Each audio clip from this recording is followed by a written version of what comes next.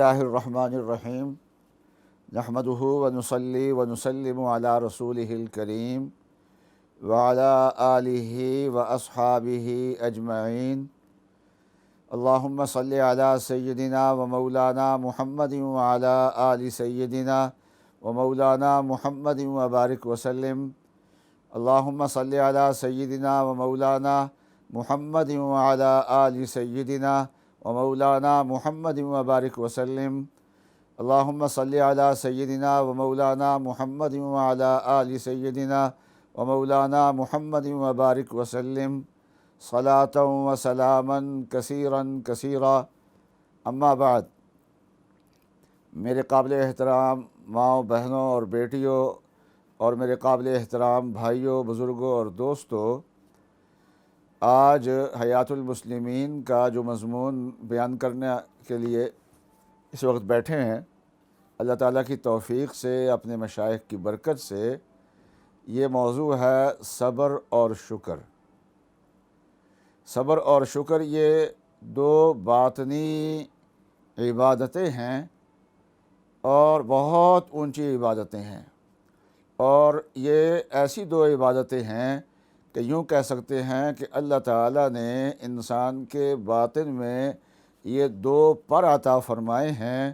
ان دو پروں کے ذریعہ سے اڑ کے اللہ تعالیٰ کا قرب کی منازل کو تیز رفتاری سے انسان طے کرتا ہے۔ صبر کا مفہوم کیا ہے؟ عام طور پہ صبر کا لغوی معنی تو اتنا کہہ دیا جاتا ہے کہ حبس النفس علی ما تکرہ، کہ انسان کو جو چیز ناگوار ہو اس پہ انسان جمع رہے، اس کو صبر کہہ دیتے ہیں۔ شریعت میں صبر کا معنی بہت زیادہ وسیع ہے۔ انسان جن نیکیوں کے کرنے میں انسان کو مشقت ہوتی ہے، جیسے آج کل روزہ رکھ رہے ہیں تو گرمی کی وجہ سے، دن کے لمبا ہونے کی وجہ سے پیاس بھی لگتی ہے، بھوک بھی لگتی ہے، تو جن نیکیوں کے کرنے میں مشقت ہوتی ہے، ان مشقتوں کو برداشت کر کے نیکی کرے، یہ صبر ہے۔ اور اسی طریقے سے صبر کی ایک قسم یہ ہے کہ جن معاصی کے چھوڑنے میں مشقت ہوتی ہے، کیونکہ معاصی کی طرف انسان کو کشش ہوتی ہے، معاصی کو شیاطین مزین کر کے پیش کرتے ہیں، معاصی کی طرف دل کھنچتا ہے، تو جن معاصی کے چھوڑنے میں مشقت ہوتی ہے، جیسے رشوت چھوڑنا، جس رشوت کی عادت پڑ گئی ہو، حرام آمدنی کو چھوڑنا اور چیزوں کو چھوڑنا، تو ہمت کر کے ان معاصی کو چھوڑ دے، مشقت کو برداشت کر لے، تو یہ صبر ہے۔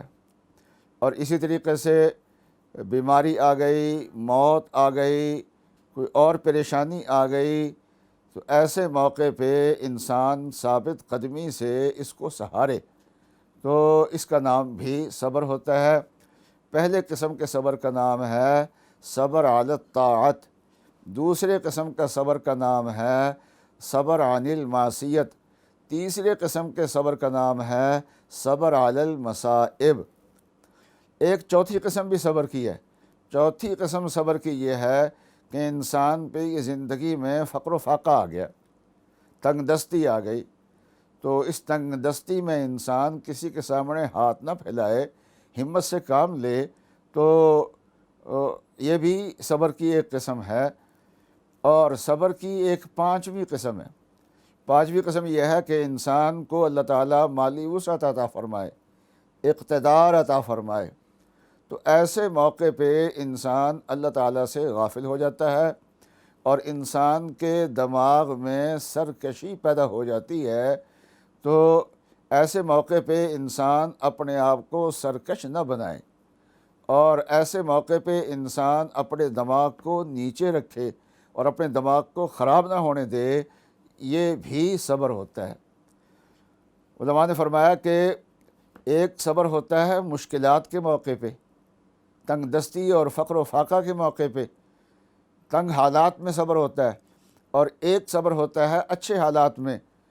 تو جو اچھے حالات میں صبر ہوتا ہے، یہ صبر زیادہ مشکل ہوتا ہے، کیونکہ تنگ دستی کا جو صبر ہوتا ہے، اس کو عام طور پہ لوگ برداشت کر لیتے ہیں اور اس میں کامیاب ہو جاتے ہیں، لیکن اچھے حالات کسی کے پیش آ جائیں، مالدار بن جائے، صاحب اقتدار بن جائے، اس وقت دماغ خراب نہ ہو، ایسا ہونا بہت مشکل ہوتا ہے۔ ایسے موقع پہ صبر کرنا اور اپنے آپ کو درست رکھنا یہ ٹھیک ہوتا ہے۔ حضرت عمر رضی اللہ تعالیٰ عنہ ایک موقع پہ مشکیزہ لے کے بیوہ عورتوں کے گھروں میں پانی بھر رہے تھے۔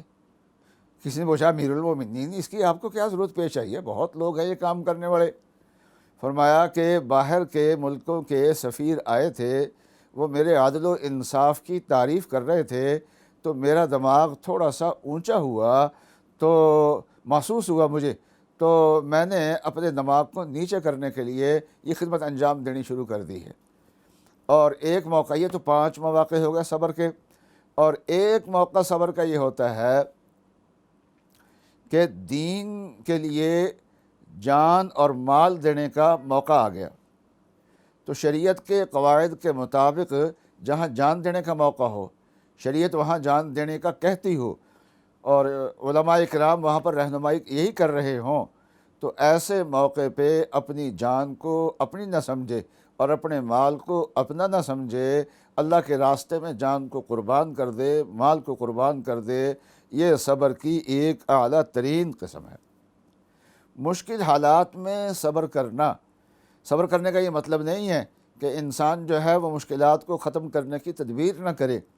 جتنی جائز تدبیریں ہیں وہ انسان کو تدبیریں کرنی چاہیے، جو اسباب ہیں وہ انسان کو اسباب اختیار کرنے چاہیے۔ انسان مالی اعتبار سے تنگ دست ہے، تو تنگ دستی دور کرنے کے لیے انسان کو ہمت سے کام لینا چاہیے اور کاروبار کرنا چاہیے، اور انسان کو کوئی محنت و مزدوری کرنی چاہیے، اور اللہ تعالیٰ اس کے اندر برکت عطا فرما دیتے ہیں۔ تو یہ محنت و مزدوری کرنا اور اسباب اختیار کرنا یہ بھی صبر ہی کا ایک حصہ ہوتا ہے۔ انسان بیمار ہے تو اپنی گنجائش کے اعتبار سے دوا کرنا، علاج کرنا، اس سے کام بھی لے، اللہ تعالیٰ سے دعا بھی کرے، اور بیماری کو اللہ کی طرف سے سمجھ کے اللہ تعالیٰ سے راضی بھی رہے، تو علاج کرنا بھی صبر ہے، اور اللہ تعالیٰ سے راضی رہنا یہ بھی صبر ہے۔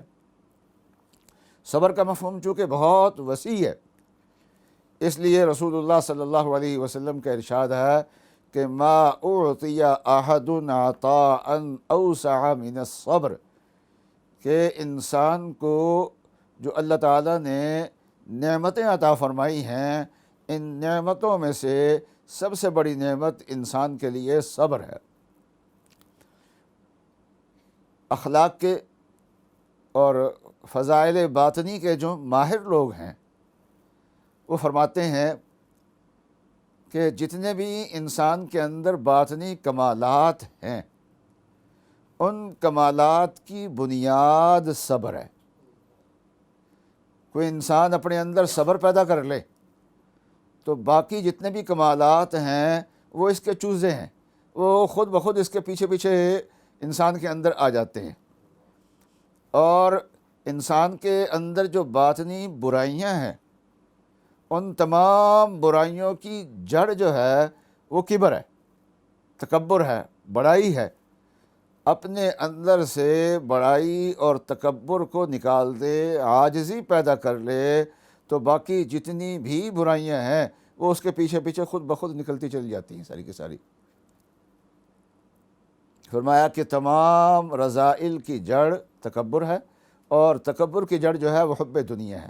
حب دنیا کو انسان اپنے دل سے نکال دے تو تمام برائیاں جو ہے وہ انسان کے اندر سے نکل جاتی ہیں۔ تو صبر جو ہے یہ بہت بڑی نعمت ہے، اس لیے اللہ تبارک و تعالیٰ نے اس پہ اجر بھی بہت عطا فرمائے۔ چند قرآن پاک کی آیات اور نبی اقدس صلی اللہ علیہ وسلم کی احادیث حضرت تھانوی رحمۃ اللہ علیہ نے یہاں پر نقل فرمائی ہیں، وہ سنانے کی سعادت حاصل کرتا ہوں۔ حق تعالی شانہ فرماتے ہیں وَاسْتَعِینُوا بِالصَّبْرِ وَالصَّلَاةِ،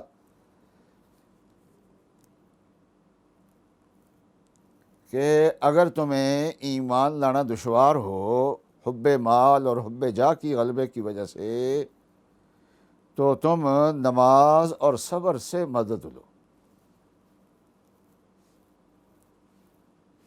اور اسی طرح آگے آیت ہے وَلَنَبْلُوَنَّكُمْ بِشَيْءٍ مِّنَ الْخَوْفِ وَالْجُوعِ وَنَقْصٍ مِّنَ الْأَمْوَالِ وَالْأَنفُسِ وَالثَّمَرَاتِ، ہم تمہارا ضرور امتحان کریں گے۔ یہ نہیں فرمایا کہ احتمال ہے، ممکن ہے کہ تمہارے اوپر امتحان آئے، یہ نہیں فرمایا، بلکہ کیا فرمایا؟ لام تاکید کا، نون تاکید کا، اور اسلام تاکید سے پہلے قسم بھی محذوف ہوتی ہے، تو اللہ کی قسم ضرور ضرور اللہ کہتے ہیں ہم تمہارا امتحان لیں گے۔ تو اس امتحان کے سوالات کیا ہوں گے؟ فرمایا کہ بشیء من الخوف، کچھ خوف تھوڑا سا آئے گا، کبھی دشمن کا خوف، کبھی چوروں کا خوف، کبھی افسروں کا خوف، مختلف قسم کے خوف۔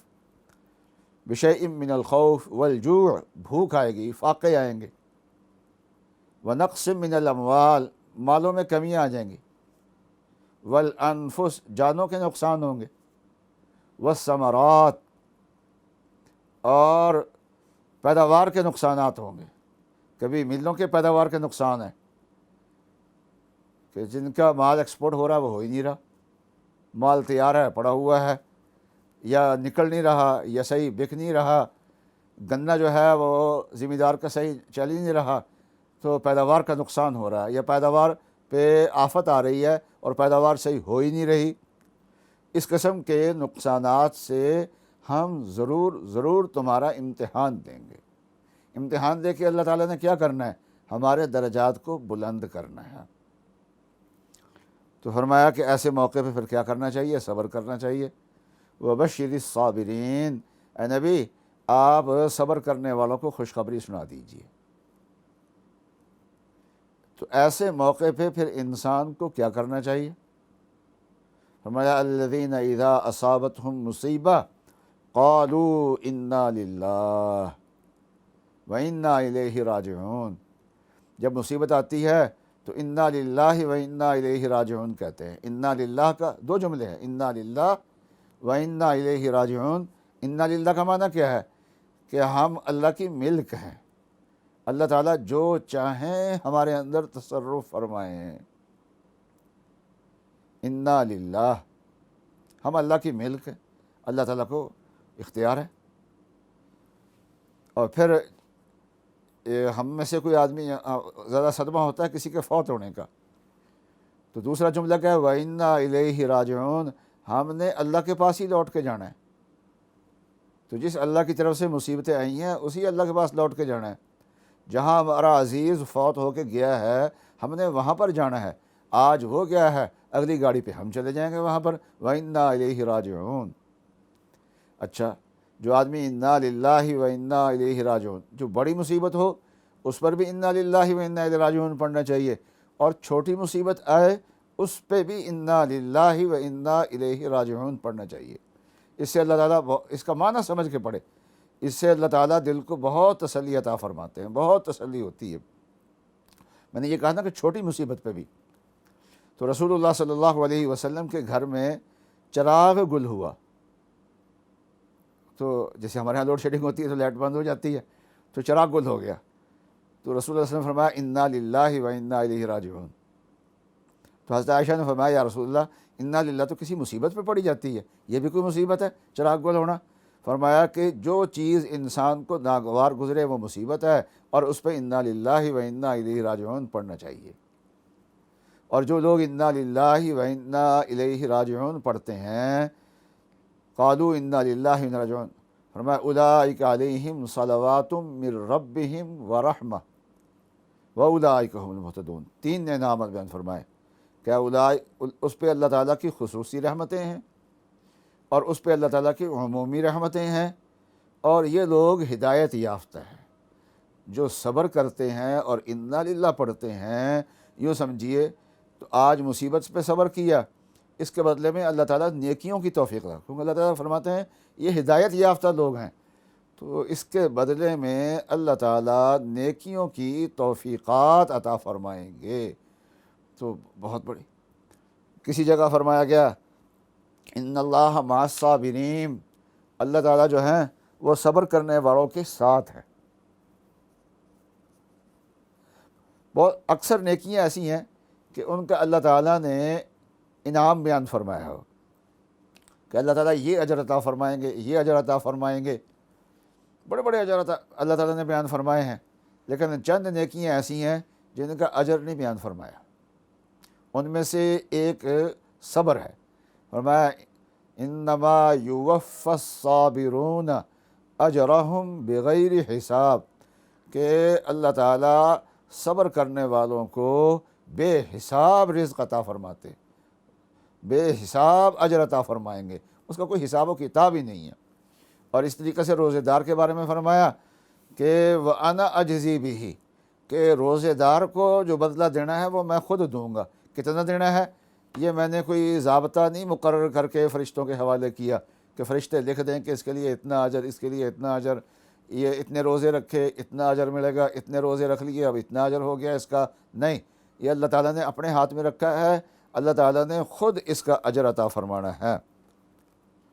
آج یہ کاروبار میں رکاوٹیں، رشتوں میں رکاوٹیں اور نقصانات، فصلوں کے نقصان، مختلف قسم کے نقصانات، یہ تو آیت کے اندر بیان کیے گئے نا، یہ ہمارے ہاں ہوتے بھی رہتے ہیں، اور ہم یہ سمجھ لیتے ہیں کہ کسی نے ہمارے اوپر جادو کر دیا ہے، کہ کسی نے کچھ کر دیا ہے، کچھ بندش کر دی ہے۔ کچھ بھی نہیں ہوتا۔ بعض لوگ کہتے ہیں ہائے ہمارے ساتھ کیا ہو گیا؟ تو جس کے سامنے یہ آیت ہوگی، یہ دوسرے پارے کی آیت ہے، سورہ بقرہ کی آیت ہے، دوسرے پارے کے تیسرے رکوع کی آیت ہے، جس کے سامنے یہ آیت ہوگی تو اس سے جب سوال ہوگا کہ یہ کیا ہے، اس کا دماغ سوال کرے گا کہ یہ کیا ہے، یہ مصیبتیں کیا ہیں، تو خود ہی یہ جواب اس کے دماغ میں آئے گا کہ ھذا ما وعدنا اللہ ورسولہ وصدق اللہ ورسولہ، یہ تو وہی ہے جس کا اللہ نے وعدہ کیا تھا۔ اور میں نے عرض کیا تھا کہ ایک صبر وہ ہوتا ہے جو اللہ کے راستے میں جہاد کے اندر ہوتا ہے، جہاں اللہ کے دین کے لیے جان دینے کا موقع پیش آ جاتا ہے، اور یہ سب سے بڑا صبر ہے، اور بہت بڑا صبر ہے، اور اس کو اللہ تعالیٰ نے بڑے فضائل بیان فرمائے ہیں قرآن پاک میں۔ اور اس صبر کے فائدے میں اللہ تعالیٰ فضیلت میں ایک آیت ہے، التھامی نے نقل فرمائی ہے، سورہ آل عمران کی آیت ہے، پچھلی امتوں کا واقعہ نقل کیا ہے، اور یہ اس امت کی شان تو پچھلی امتوں سے کہیں بڑھ کے ہے۔ فرمایا فما وہنوا لما اصابہم فی سبیل اللہ، کہ اللہ کے راستے میں جو ان کو تکلیفیں پہنچی نا، اس کی وجہ سے وہ کمزور نہیں پڑے، کہ کمزور پڑ جائیں کہ ہائے بڑی مصیبتیں آ گئی ہیں، بڑی مشکل میں پڑ گئے ہیں۔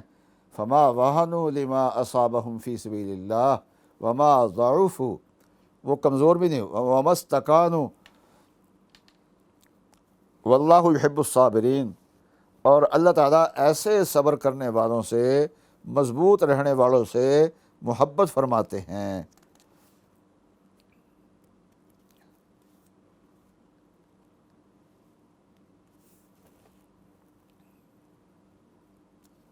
نیکی پہ جم جانا، دل نہ چاہنے کے باوجود نیکی کرنا، کسی آدمی کے نیکی کرنے کو دل نہیں کرتا، پھر وہ انسان نیکی کرتا ہے تو وہاں دو اجر ہیں، ایک تو جو نیکی کی ہے اس کا جو اللہ تعالیٰ اجر عطا فرماتے ہیں وہ تو ہوگا، دوسرا اجر یہ ہے کہ جب دل نہیں کر رہا تھا پھر نیکی کی ہے اس نے، تو اس کو صبر کا اجر ملا ہے۔ تو اس کی ایک مثال حضرت نے حدیث سے پیش کی ہے۔ فرمایا الا ادلکم علی ما یمحو اللہ بہ الخطایا ویرفع بہ الدرجات، آن صلی اللہ علیہ وسلم نے صحابہ سے سوال کیا کیا میں تمہیں ایسی نیکیاں نہ بتاؤں جن سے اللہ تعالیٰ خطاؤں کو مٹا دیں اور درجات کو بلند کر دیں؟ لوگوں نے عرض کیا بلا یا رسول اللہ، کیوں نہیں یا رسول اللہ، آپ ضرور بتائیے۔ فرمایا اسباغ الوضوء علی المکارہ،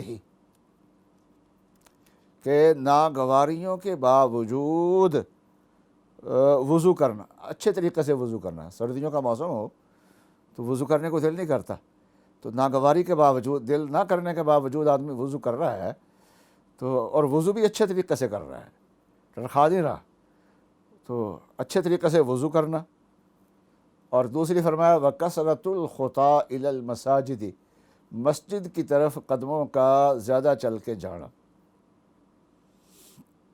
اور تیسرا فرمایا وَإِنْتِظَارُ الصَّلَاةِ بَعْدَ الصَّلَاةِ، ایک نماز کے بعد دوسری نماز کا انتظار کرنا، وہیں مسجد میں بیٹھ کرتا رہے یا گھر میں آ کے اس انتظار میں رہے کہ دوبارہ مسجد میں جانا ہے، یہ بھی نماز کا انتظار ہی ہوتا ہے۔ تو فرمایا کہ یہ 3 نیکیاں ایسی ہیں کہ جن کے ذریعے سے اللہ تعالیٰ خطاؤں کو مٹاتے ہیں، درجات کو بلند فرماتے ہیں۔ تو وضو کرنے کو دل نہیں کر رہا تو وہاں اگر وضو کیا ہے تو وہاں وضو کرنے کا بھی اجر ملے گا اور صبر کا بھی اجر ملے گا۔ بعض لوگ کہتے ہیں جی نماز پڑھنے کو دل نہیں کرتا، فلاں عبادت کرنے کو دل نہیں کرتا، میں کہتا ہوں مبارک ہو، آپ کو تو 2 اجر ملیں گے۔ ایک تو نماز پڑھنے کا اجر، ذکر کرنے کا اجر، تلاوت کرنے کا اجر جس کا آپ کو دل نہیں کر رہا، اور دوسرا یہ جو آپ نے عبادت کی ہے تو دل نہ کرنے کے باوجود کی ہے تو یہ صبر ہے، تو لہذا صبر کا بھی اجر ملے گا۔ نیکی پہ انسان جو ہے وہ جم جائے تو یہ اس صبر کی ایک مثال اور دی ہے۔ حضرت ابو الدرداء رضی اللہ تعالیٰ عنہ فرماتے ہیں کہ میرے دوست سرکار دو عالم صلی اللہ علیہ وسلم نے مجھے نصیحت کی ہے۔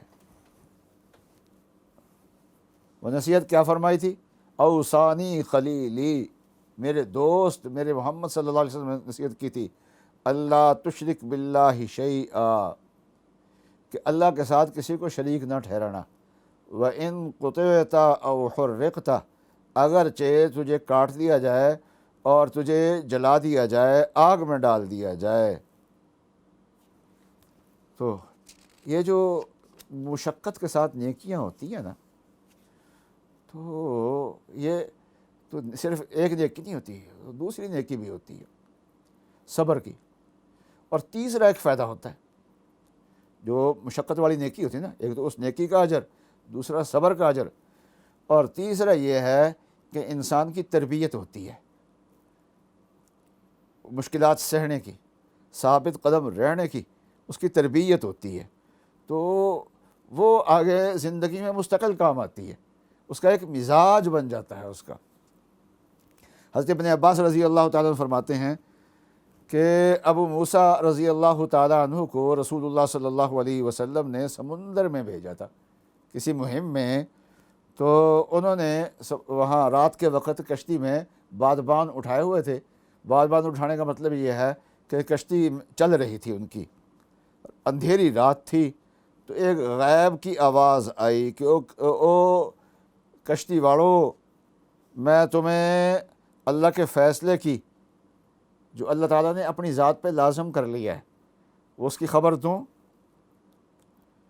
تو انہوں نے کہا بتاؤ بھائی جو بتانا ہے آپ نے، اگر کچھ بتانا ہے تو۔ فرمایا کہ اللہ تبارک و تعالیٰ نے اپنے ذمے کر لیا ہے کہ جس آدمی نے ایک دن بھوکا پیاسا رہا تو اللہ تبارک و تعالیٰ قیامت کے دن جہاں ساری مخلوق پیاسی ہوگی اس دن اللہ تبارک و تعالیٰ اس کو پانی پلائیں گے اور اس دن وہ پیاسا نہیں ہوگا۔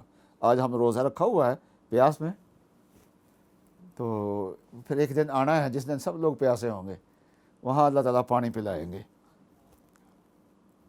جو مشقت برداشت کرتا ہے، نیکی میں مشقت برداشت کرنا، اس کی اور مثال لیجئے۔ حضرت آدمی نے حدیث لکھی ہے کہ رسول اللہ صلی اللہ علیہ وسلم کے ارشاد ہے والذی یقرأ القرآن ویتتعتع فیہ وہو علیہ شاق لہو اجران، کہ جو آدمی قرآن پاک پڑھتا ہے اور قرآن پاک پڑھنے میں اس کی زبان اٹکتی ہے، مشقت سے پڑھتا ہے، تو اس کے لیے 2 اجر ہے۔ بعض بیچارے پڑھنے والے ایسے ہوتے ہیں کہ دوسرے ہنستے ہوتے ہیں۔ تو ایک چھوٹی سی ایک ویڈیو چل رہی تھی، تو ایک مسجد میں، کسی گاؤں کی مسجد میں ایک بابا جی بیٹھے ہوئے، وہ قرآن پاک ٹھیک کرا رہے ہیں۔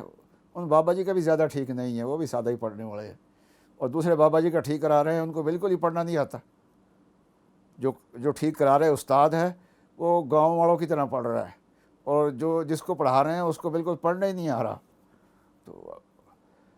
تو ساتھ لکھا ہوا اس ویڈیو کے نیچے کہ ایسا تجوید کا استاد اور ایسا تجوید کا شاگرد ایسے کہیں نہیں ملیں گے۔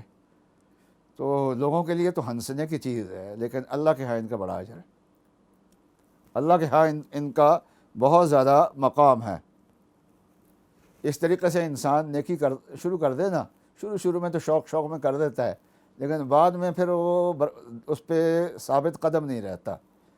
تو حضرت عائشہ رضی اللہ تعالیٰ عنہ فرماتی ہیں کہ رسول اللہ صلی اللہ علیہ وسلم نے فرمایا احب الاعمال الی اللہ ادومها، کہ اللہ تعالیٰ کو اعمال میں سے وہ عمل زیادہ پسند ہیں جس پہ ہمیشگی کی جائے، پابندی جس عمل کی جائے اللہ تعالیٰ کو وہ عمل زیادہ پسند ہے۔ تو گناہوں سے بچنے میں بھی مشقت ہوتی ہے، صبر ہوتا ہے، اور نیکیوں کے کرنے میں بھی، اور یہ دونوں چیزیں جنت میں لے کے جاتی ہیں۔ تو ایک حدیث سن لیجیے اس کے بارے میں، رسول اللہ صلی اللہ علیہ وسلم کا ارشاد ہے حفت الجنت بالمکارہ وحفت النار بالشہوات، کہ رسول اللہ صلی اللہ علیہ وسلم نے فرمایا کہ جنت کے ارد گرد ناگوار چیزوں کی باڑ لگا دی گئی ہے۔ گناہوں سے بچنا بھی ناگوار ہے نا، یہ بھی جنت کے ارد گرد باڑ لگی ہوئی ہے، اور نیکیاں کرنے میں بھی ناگواری ہوتی ہے، وہ بھی باڑ لگی ہوئی ہے، اور دوزخ کے ارد گرد شہوات کی باڑ لگائی ہوئی ہے، پسندیدہ چیزوں کی باڑ لگا دی ہے اللہ تعالیٰ نے، عمدہ چیزیں، اور جن کی طرف دل کش ہے تو انسان ادھر دوڑ کے جاتا ہے، لیکن آگے دوزخ ہوتی ہے، گناہوں کی طرف جاتا ہے اور آگے کیا ہوتا ہے، آگے وہ۔ یہ تو چند احادیث اور آیات ہیں جو صبر کے بارے میں ہیں۔ شکر بھی اللہ تعالیٰ کی عبادات میں سے عجیب و غریب عبادت ہے۔ انسان کیا ہے، اس شکر کے ذریعے سے اللہ کا قرب بڑھتا ہے، شکر کے ذریعے سے اللہ تعالیٰ سے محبت پیدا ہوتی ہے۔ شکر کرنے والا جو ہے اس کے لیے مصائب سہنا آسان ہوتے ہیں۔ اب یہ بہت ساری بیماریاں ہمیں لگی ہوئی ہیں، تو دیکھیں نا،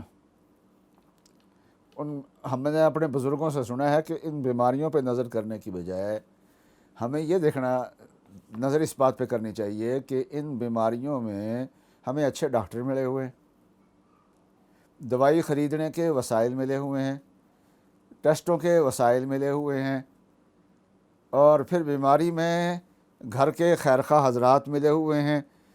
تو کتنی ایک بیماری ہے، اس بیماری کے ساتھ اللہ تعالیٰ نے کتنی نعمتیں دی ہیں، اگر گننا شروع کریں تو بے شمار نعمتیں نظر آئیں گی انسان کو، ایک بیماری اور بے شمار نعمتیں۔ تو مجھے پچھلے سال وہ دل میں سٹنٹ ڈالا تو ڈاکٹر صاحب نے دوائیاں لکھ کے دی، تو کہنے لگے کہ آپ گھبرا تو نہیں جائیں گے زیادہ دوائیوں کی مقدار دیکھ کے؟ میں نے کہا ڈاکٹر صاحب آپ نے فائدے کے لیے لکھی ہیں یا نقصان کے لیے؟ کہتے فائدے کے لیے۔ تو میں نے کہا کہ پھر تو یہ اللہ کی نعمت ہے، مجھے شکر کرنا چاہیے اس پہ۔ تو شکر پہ کیا انعام ملتا ہے؟ فرمایا کہ لئن شکرتم لازیدنکم، اگر تم شکر کرو گے تو میں نعمتوں میں اضافہ کروں گا، اور اگر تم نے ناشکری کی تو پھر میرا عذاب بھی بڑا سخت ہوتا ہے۔ فاذکرونی اذکرکم واشکروا لی ولا تکفرون، تم میرا ذکر کرو اور میرا شکر کرو۔ اللہ کے انعامات پہ اللہ کا شکر کون کرتا ہے؟ جس کو اللہ کی یاد زیادہ ہوتی ہے۔ اس لیے جتنی اللہ کی نعمتیں، تو حضرت داؤد علیہ السلام، ان کو اللہ تعالیٰ نے نبوت بھی عطا فرمائی تھی، اور ان کو اللہ تعالیٰ نے بادشاہی بھی عطا فرمائی تھی، اور لیکن ساتھ اللہ تعالیٰ نے فرمایا اعملوا آل داؤد شکرا، اے داؤد کے خاندان والو تم شکر کرو، شکر۔ وقلیل من عبادی الشکور، میرے شکر گزار بندے بہت تھوڑے ہیں۔